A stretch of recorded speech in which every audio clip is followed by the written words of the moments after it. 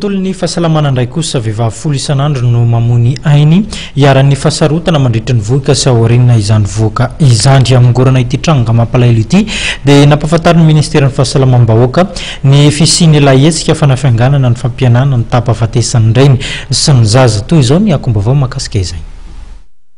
Io hetsika io zany dia raha ny firenena rehetra aty Afrika atao satria hita hoe mbola ambony be ny tapahafatesany rehetra ny zaza zany aty amin'ny kontinanta afrikana dia izay no nandraisan'ireo mpitondra fanjakana fanapakevitra hoe tsy maintsy atao izy io ao anatin'le mbola enina mbola tsy nanao isika Madagasikara dia izay ny antony hoe anaovantsika n'io hetsika io manomboka ny alatsinainy. Dia ina moa zany le tena atao amin'izany hetsika ny ataontsika amin'le hetsika izay mahatonga an'izy hoe campagne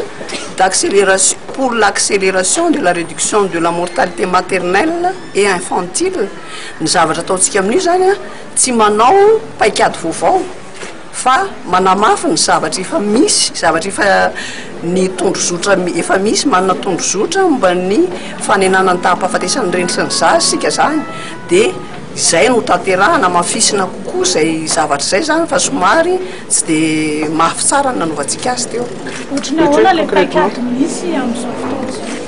Lafa be zany le izy boky be anankiray le tondrozotra io